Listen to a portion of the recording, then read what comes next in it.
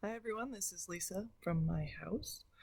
And I just wanted to reach out to you today to let you know, number one, that I really miss seeing you. I keep thinking about the last time we were together and how we ate together, and then I took pictures, and I have pictures of most of the classrooms and the silly faces you made at me when you saw me when I came through, and parents sitting in the hall.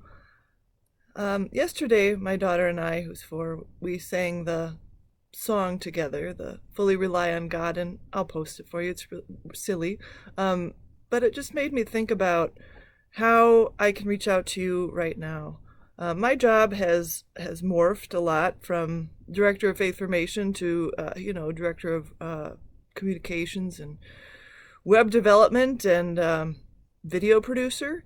And, that's okay, but it means that I haven't spent as much time reaching out to you as I could. And here's what I have to say. Number one, I think we're all a little bit overwhelmed right now. I mean, I don't know about you, but I have 6 kids at home with me, and I receive at least 10 emails a day from the various schools, wherein I'm supposed to know exactly what my child is doing and whether they're doing it appropriately. And I'm supposed to do that for all 6 of them, which seems like super not something I can do. And then, there's work, because a lot of us are working from home. My husband and I are able to both work from home, so we've been here for a couple weeks already. And trying to work while you're home is hard, especially with all those distractions. I mean, some of the things are good. Our family, anyway, we are eating meals together. We don't usually do that for both lunch and supper every day, but that's what we're doing. And it allows us to have conversation, and it allows us to pray together, and it allows us to be family together in a way that we haven't been able to in the busyness of our schedules. One of our kids is a senior, so there's kind of some anxiety around that, and how he can't have graduation and prom and all of that the way is normal, so it's hard. But there's all this togetherness too. Other things that I have noticed, and I don't want to be a downer, but I want to get kind of deal with the reality of what the situation we're in. I mean, being home with our kids, it's an amazing thing, but they touch us all the time. I don't know about you, but they touch me all the time. And seriously, I'm tired of being touched, and it's only 2 weeks in. Yeah, so those are some of the challenges. And then, of course, economic stresses. I mean, we're worried. We're worried about whether we're going to be paid next week, and whether we're going to have a job. And then we're worried about things like, who's going to get sick and when. So what can we do in the midst of all of that as parents? I've been thinking about that, and I offered you 3 suggestions right away. And I think those 3 suggestions are really the things we need to focus on throughout this time. The first one was just to say that we have the ability to pray. And when we're home together, we can pray together in a way that, like I said, it wasn't accessible to us before. So we're meeting for our meals. We can pray at our meals. We can pray at the beginning of our kids' distance learning day or at the end of their day. The second thing I suggested was conversation. And that's kind of like, I outlined it for you, theological reflection. It's like what we do on Wednesday nights when I bring a video forward and I say, what did you see? What did you hear? And then what is God saying to us right now about what's going on? And so it doesn't, I use that fancy word, right? Theological reflection, but it just really means talking together and letting God into our lives, letting our, thinking about the gospel, thinking about what God wants for us. And remember, God wants good for us. Even in these times when it's dark and it's hard for us to see hope, and God wants good for us. And you'll see that. I mean, I love the Mr. Rogers quote, look for the helpers. That's one way to help us to maintain our focus. Also, just to look around and look for things that you're grateful for. I mean, like today, I'm really grateful that, my house has a fireplace. Isn't that awesome? Um, I'm grateful that yesterday the weather was nice and we were able to go out on our scooters up and down the block. It was awesome. And then the third thing is that I said you can take resources that are available to you and use them in your homes.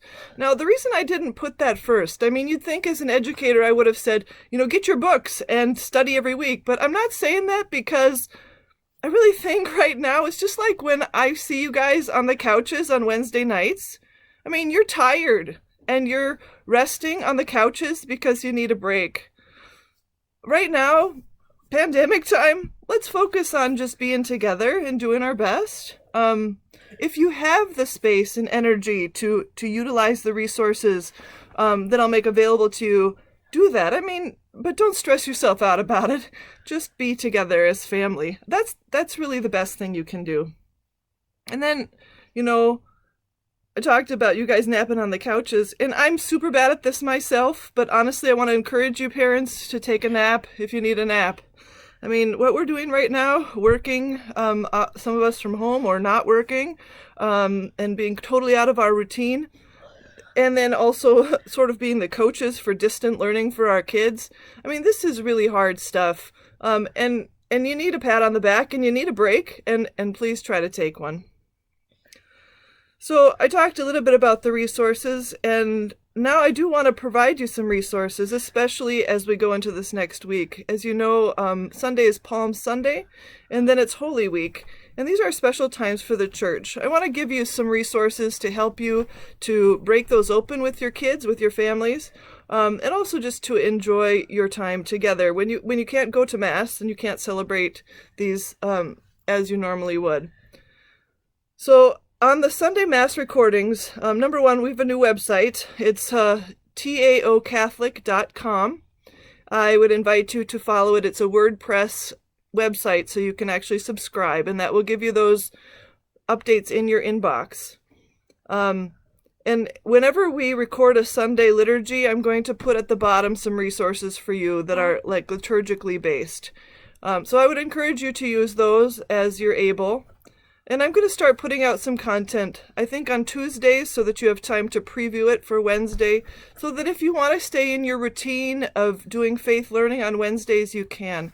I intend to put there, some connections to our song that we sing, maybe put out some video challenges where your kids can respond to me and give me a revision on something, video content.